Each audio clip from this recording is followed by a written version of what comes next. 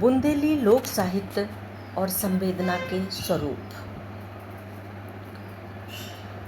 बुंदेलखंड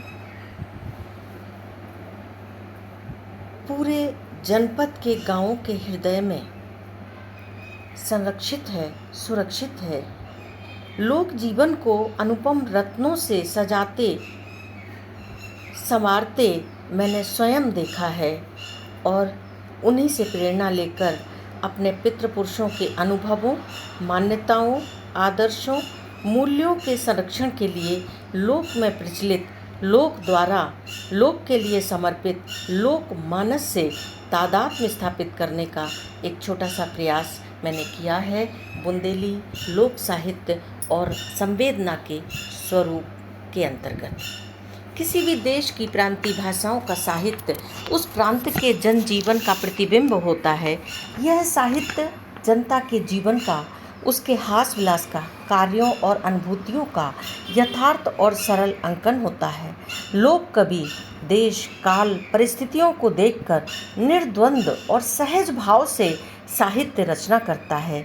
यही रचनाएं हमारी साहित्यिक निधियां हैं, इतिहास की कड़ियां हैं और जीवन के चित्रों की रेखाएं हैं। लोक साहित्य लोक जीवन का दर्पण है। लोक की उपेक्षा ना तो कभी हुई है और ना हो सकती है। गोस्वामी तुलसीदास जी ने लोक और वेद को समान रूप से स्मरण करते हुए कहा है, सो जानव सतसंग प्रभावो, लोक कहु वेद न आन पाओ।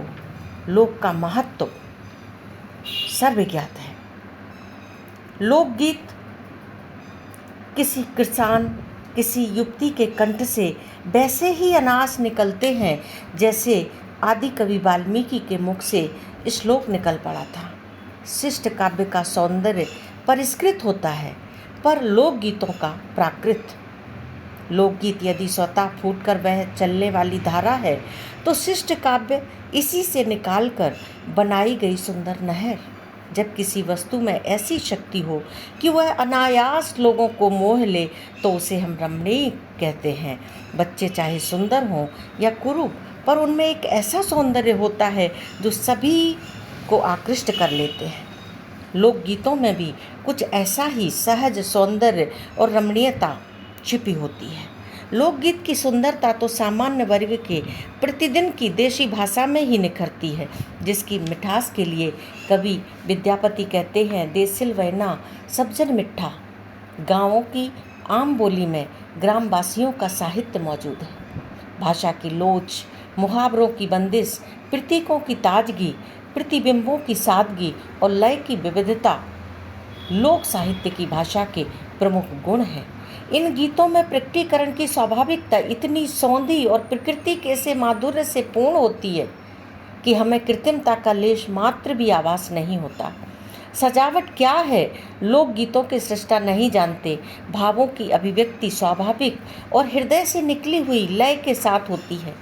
जिस प्रकार अपने आप ही हरे भरे जंगलों में पक्षी गा उठते हैं, ठीक उसी प्रकार लोकगीत स्वाभाविक रीत से हृदय से फूटकर बह निकलते हैं। काव्य उनमें होता है, पर भावों की खींचतान नहीं होती।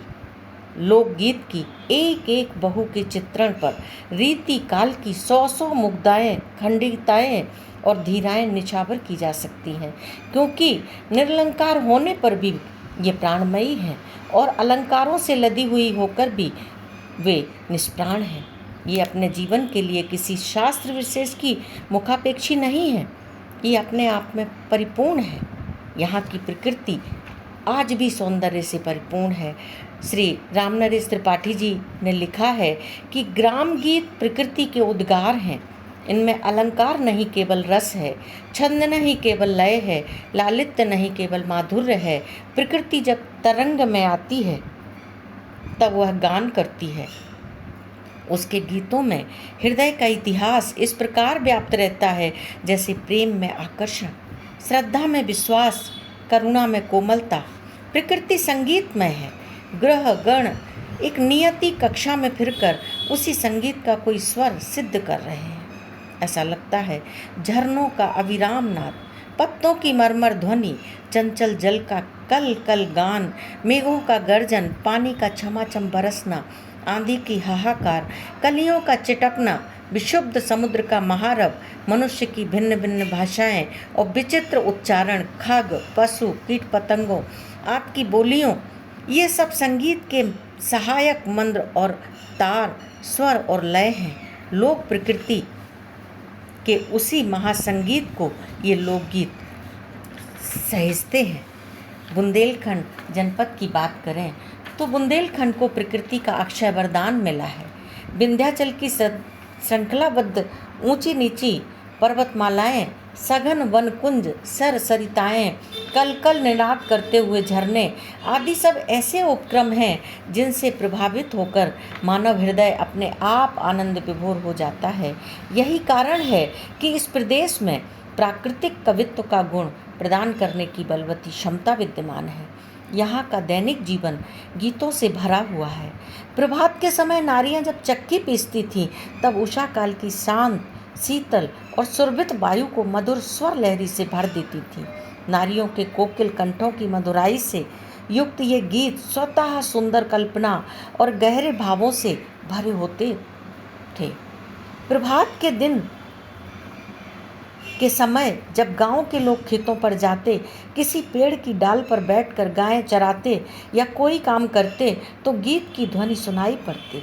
फसल काटते समय कोई किसान देर होने पर अपने साथी से कहता है, दिन बूढ़े धरा दई लंबी मांग, किसान भैया बेरा तो भई घर जावे की। दूसरा किसान कहता है, अरे हाँ, घालो घालो धर्म के दो दो हाथ, किसान भैया बेरा तो भई घर जावे की। गाड़ी हाँकने वाला किसान जब दिन भर के काम काज से निवृत्त होकर मस्ती में घर की ओर गाते जाता है, तो उसकी मौज मस्ती देखते ही बनती है। वो कहता है, गाड़ी वारे मसक दे बैल, अरे पुरवैया के बादर ऊन आए, कौन बदरिया ऊन नहीं रसिया, कौन बरस गए में अबे पुरवैया के बादर ऊन आए। घुंघटा बदरिया ऊन नहीं रसिया, गलुअन बरस गए में, गाड़ी बारे मसक दे बेल, पुरवैया के बादर ऊन आए। यही नहीं, जन मन की मस्ती जब होती है तो गीतों की छटा सबका मन मोहती है। बुंदेलखंड के पहाड़, नदी, नाले, झील, सरोवर, जंगल, पक्षी, ऊबड़ खाबड़